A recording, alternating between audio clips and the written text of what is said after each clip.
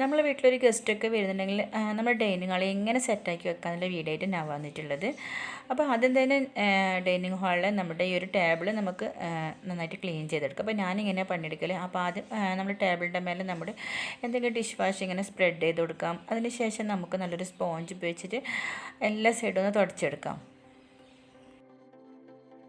നമ്മൾ dining table നമ്മൾ എപ്പോഴും തുടച്ച് കഴിഞ്ഞാൽ നമ്മൾ ഈ ഡൈനിങ് ടേബിളിൻ്റെ മേലെ എപ്പോഴും പൊടി ഉണ്ടാവും. കാരണം നമ്മൾ ജനലും വാതിലൊക്കെ എപ്പോഴും തുറന്ന് വെക്കുന്നത് കൊണ്ട് എന്തായാലും നല്ല പൊടി ഉണ്ടാവും.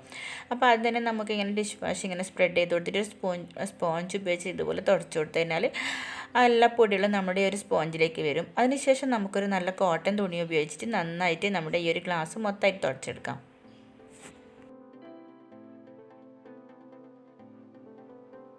അപ്പോൾ ഇങ്ങനെ ചെയ്യുന്ന സമയത്ത് നമ്മുടെ ഒരു ഗ്ലാസ് നല്ലൊരു ഷൈനിങ് കിട്ടും. അതുപോലെ തന്നെ അതിൻ്റെ അടിഭാഗത്തൊക്കെ നമുക്ക് നന്നായിട്ട് തുടച്ചു കൊടുക്കാം. കാരണം നമ്മൾ ഡെയിലി തുടക്കുന്നുണ്ടെങ്കിലും ഇതെന്തായാലും നമ്മൾ ഡെയിലി തുടക്കില്ല. അതിൻ്റെ അടിഭാഗമൊക്കെ 1 വീക്ക് അങ്ങനെ ഒരു ടൈമിലല്ല എല്ലാവരും തുടക്കൂലും.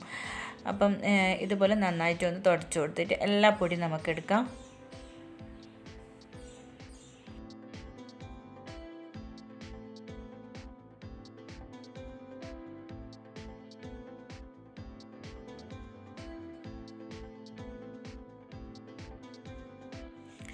അപ്പോൾ അതിനുശേഷം നമുക്ക് ഒരു കസേരയും ഒന്ന് തുടച്ചെടുത്തതിന് ശേഷം നമ്മൾ ടേബിളിന് കറക്റ്റായിട്ട് വെച്ച് കൊടുക്കാം. അപ്പോൾ നമ്മുടെ ടേബിൾ നല്ല ക്ലീനിങ്ങിലെ പരിപാടി കഴിഞ്ഞ് ഇനി നമുക്ക് അതിൻ്റെ അടുത്തുള്ള ബാക്കി കാര്യങ്ങളൊക്കെ ഒന്ന് സെറ്റപ്പാക്കി വെക്കാം. അപ്പോൾ എൻ്റെ ഈ ടേബിളിൻ്റെ അടുത്ത് ഒരു ചെറിയ ജനലുണ്ട്. അപ്പോൾ ജനലിൻ്റെ അടുത്ത് ഞാൻ ഇതുപോലെ തന്നെ മണി പ്ലാന്റ് വെച്ചിട്ടുണ്ടായിരുന്നു.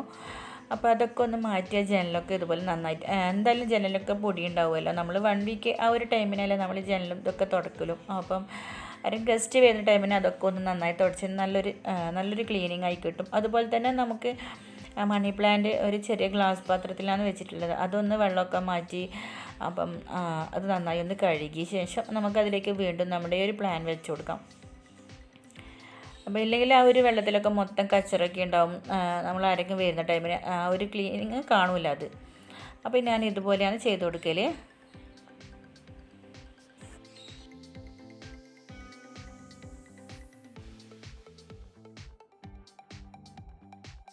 അപ്പോൾ എൻ്റെ അടുത്ത് 2 ഗ്ലാസിൻ്റെ പാത്രത്തിലുണ്ട്. അപ്പം ഈ ഒരു പ്ലാൻ എന്ന് വെച്ചാൽ എൻ്റെ ആ ഒരു ജനലിന് ഫുള്ളായിട്ട് ഇങ്ങനെ പറ്റിയിട്ട് തന്നെ ഉള്ളത്. അപ്പോൾ അതിൻ്റെ ആ ഒരു ഗ്ലാസ് ഇങ്ങോട്ടേക്ക് മാറ്റിയിട്ട് അതിൽ വെള്ളമൊക്കെ മാറ്റി ഞാൻ ഇതുപോലെ തന്നെ ചെയ്ത് കൊടുത്തിട്ടുണ്ട്. അപ്പം അവിടെ കാണാൻ നല്ലൊരു ഭംഗിയുണ്ട്. ഫുള്ള് തുടച്ച് കഴിഞ്ഞാൽ ആ ഒരു ഗ്ലാസ്സിലെ വെള്ളത്തിലൊക്കെ ഇങ്ങനെ നല്ല ശരിക്കും ആ ഒരു വേരൊക്കെ ഇങ്ങനെ കാണുന്ന ടൈമിന് നല്ല ഭംഗിയുണ്ടാവും കാണാൻ വേണ്ടിയിട്ട്. അപ്പോൾ അതിനുശേഷം ഇനി 3ാമത്തെ പണിയെടുക്കാമെന്ന് വെച്ചാൽ അതിൻ്റെ അടുത്തുള്ള നമ്മുടെ വാഷ് ബേസ് ഒന്ന് ക്ലീൻ ആക്കി എടുക്കാൻ. അപ്പോൾ അതിന് വേണ്ടി അതിൻ്റെ ഗ്ലാസ് ആദ്യം നേരത്തെ നമ്മൾ ചെയ്തതുപോലെ നമ്മുടെ ഡിഷ് വാഷ് ഒന്ന് സ്പ്രെഡ് ചെയ്ത് കൊടുത്തിട്ട് സ്പോഞ്ച് ഇട്ട് നന്നായിട്ടൊന്ന് തുടച്ച് കൊടുക്കണം. അതുപോലെ തന്നെ നമ്മുടെ ഈ ഒരു ബേസും നന്നായിട്ടൊന്ന് ക്ലീൻ ചെയ്ത് കൊടുക്കണം. അപ്പോൾ നമ്മുടെ ഈ ഒരു പൈപ്പിൻ്റെ ആ ഒരു സൈഡിൽ നമുക്ക് ഈ സ്പോഞ്ച് ഉപയോഗിച്ച് ക്ലീൻ ചെയ്ത് കഴിഞ്ഞാൽ നല്ല ക്ലീനായി കിട്ടില്ല. അപ്പോൾ ഇതുപോലത്തെ ഒരു ബ്രഷ് ഉപയോഗിച്ചിട്ടാണ് നമ്മളവിടെ ക്ലീൻ ചെയ്യുന്നുണ്ടെങ്കിൽ നന്നായിട്ട് അവിടെ ക്ലീനായി കിട്ടും. അപ്പം വാഷ് ബേസിൻ്റെ ഉള്ളിലും ഒക്കെ നമ്മൾ ഈ ഒരു ബ്രഷ് ഉപയോഗിച്ചിട്ട് ക്ലീനാക്കി കൊടുക്കാം. അതിനുശേഷം നമുക്ക് നല്ല വൃത്തിക്കും വെള്ളം എടുത്തിട്ട് ഇതുപോലെ കഴുകി കൊടുക്കാം. അപ്പം നമ്മുടെ ഈ ഒരു ഗ്ലാസ്സിൽ എല്ലാ കച്ചറയും പോയി നല്ല ഷൈനിങ് ആയി കിട്ടും. അതിനുശേഷം നമുക്കതൊന്ന് നല്ലൊരു കോട്ടൺ തുണി എടുത്തിട്ട് നമ്മുടെ ഒരു ഗ്ലാസ് ഒന്ന് തുടച്ചു കൊടുക്കണം. അപ്പോൾ ആ ഒരു വീഡിയോ എൻ്റെ കയ്യിൽ നിന്ന് സ്കിപ്പായിപ്പോയി. ഇല്ലെങ്കിൽ കോട്ടൺ ഇതില്ലെങ്കിൽ നല്ലൊരു വെള്ള പേപ്പർ എടുത്തിട്ട് അപ്പോൾ അതിനുശേഷം നമ്മുടെ ഒരു ഹാൻഡ് ക്ലോത്തിങ് ഇല്ലേ, നമ്മൾ ഫുഡൊക്കെ കൈയൊക്കെ തോർത്തുന്ന ആ ഒരു ക്ലോത്തിങ് നല്ലൊരു അടിപൊളിയായിട്ട് വെച്ച് കൊടുക്കണം. അപ്പോൾ ഇതുപോലെ അങ്ങനെ മടക്കിയിട്ട് അതിൻ്റെ നടുക്കൊരു നമ്മൾ എന്തെങ്കിലും റബ്ബർ ബാൻഡൊക്കെ ഇട്ട് കൊടുത്തു കഴിഞ്ഞാൽ കാണാൻ നല്ലൊരു ഭംഗിയുണ്ടാവും.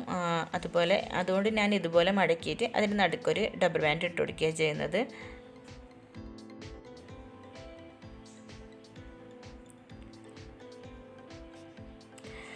അതിനുശേഷം നമ്മൾ നേരത്തെ ഈ ഒരു ടവൽ തൂക്കുന്ന സ്ഥലത്ത് നമുക്കിതുപോലെ തൂക്കി കൊടുക്കാം.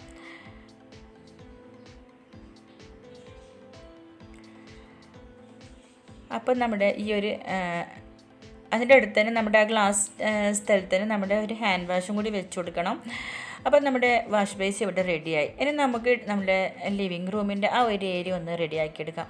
അപ്പോൾ നമ്മുടെ അവിടെ സോഫ സെറ്റൊക്കെ ഉണ്ടെങ്കിൽ അതൊക്കെ പൊടിയൊക്കെ ഒന്ന് നന്നായി തട്ടി കൊടുക്കണം. അതിനുശേഷം നമുക്കിതുപോലെ സോഫ സെറ്റ് അറേഞ്ച് ചെയ്ത് കൊടുക്കുക. അപ്പോൾ എൻ്റെ അടുത്ത് ഇങ്ങനത്തെ ഒരു സോഫ സെറ്റ് ആയതുകൊണ്ട് ഞാൻ എൻ്റെ പൊടിയൊക്കെ കഴിഞ്ഞതിന് ശേഷം സോഫേൻ്റെ സൈഡിലൊക്കെ ഇതുപോലെ കുഷൻ വെച്ച് കൊടുക്കുന്നുണ്ട്.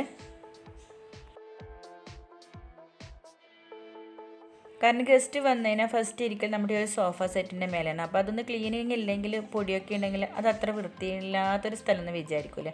അതിനുശേഷം നമ്മുടെ സോഫ സെറ്റിൻ്റെ അടുത്തുള്ള ചെറിയ ടീപ്പോയില്ലേ അതും നമുക്കൊന്ന് ക്ലീൻ ആക്കിയെടുക്കാം.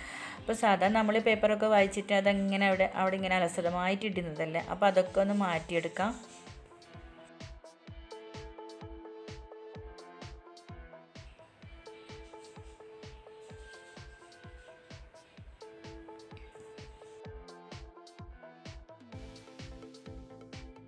അപ്പോൾ അതിന് ശേഷം നമ്മുടെ ഈ ഒരു ടീ പോയിൻ്റെ മേലെ നമുക്ക് നേരത്തെ ചെയ്തതുപോലെ തന്നെ നമ്മുടെ ഡിഷ് വാഷ് ഇതുപോലെ സ്പ്രെഡ് ചെയ്ത് കൊടുത്തതിന് ശേഷം നമുക്ക് ഒരു സ്പോഞ്ച് ഉപയോഗിച്ചിട്ട് നന്നായിട്ടൊന്ന് തുടച്ചെടുക്കാം.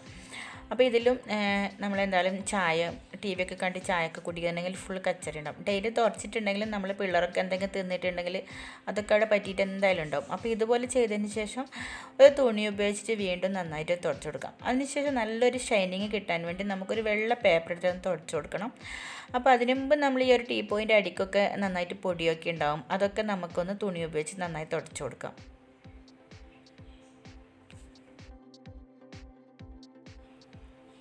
ഇപ്പം നമ്മുടെ ടീ പോയി നല്ല ഷൈനിങ് ഉണ്ട്. അപ്പോൾ എന്നാലും അതിൻ്റെ മുകളിൽ ഒരു നല്ലൊരു വെള്ള പേപ്പർ ഉപയോഗിച്ച് തുടച്ച് കഴിഞ്ഞാൽ കൂടുതൽ നല്ലൊരു ഷൈനിങ് കിട്ടും. അതുപോലെ വെള്ളമൊക്കെ ഉണ്ടെങ്കിൽ അതൊക്കെ ഒന്ന് പോയി കിട്ടുകയും ചെയ്യും. എന്നിട്ട് നമ്മുടെ ഒരു ടീ പോയിൻ്റെ മേലെ നമുക്ക് ഇതുപോലത്തെ എന്തെങ്കിലും നല്ലൊരു ബുക്സ് ഉണ്ടെങ്കിൽ അതുപോലെ വെച്ച് കൊടുക്കാം. അപ്പോൾ കാണാൻ നല്ലൊരു ഭംഗിയുണ്ടാവും. കാരണം എന്തെങ്കിലും ഒരു ബുക്സ് ഇങ്ങനെ വെച്ച് കൊടുത്തു കഴിഞ്ഞാൽ ആ ഇരിക്കുന്ന ടൈമിന് നമുക്കത് മറിച്ച് നോക്കിയും ഒക്കെ ചെയ്യാം. അതിനുശേഷം ഒരു സൈഡിലായിട്ട് നമ്മുടെ പ്ലാന്റ് എന്തെങ്കിലും ഉണ്ടെങ്കിൽ അത് വെച്ച് കൊടുക്കാം. അപ്പോൾ ഇൻഡോർ പ്ലാന്റ് എന്തെങ്കിലും നമ്മളുണ്ടെങ്കിൽ അതൊരു സൈഡിൽ ഗസ്റ്റ് വരുമ്പോൾ ഇങ്ങനെ വെച്ച് കൊടുത്താൽ നല്ല ഭംഗിയുണ്ടാവും നമ്മുടെ ലിവിങ് റൂം. അപ്പോൾ ഇനി നമുക്ക് നമ്മൾ ഈ ഒരു ടേബിളിൻ്റെ മേലെ ജസ്റ്റ് ഒരു ഫ്ലവർ എന്തെങ്കിലും ഒന്ന് സെറ്റ് ചെയ്ത് കൊടുത്താൽ കൂടുതൽ നമ്മൾ ഭംഗിയുണ്ടാവും നമ്മളുടെ ഡൈനിങ് ടേബിൾ.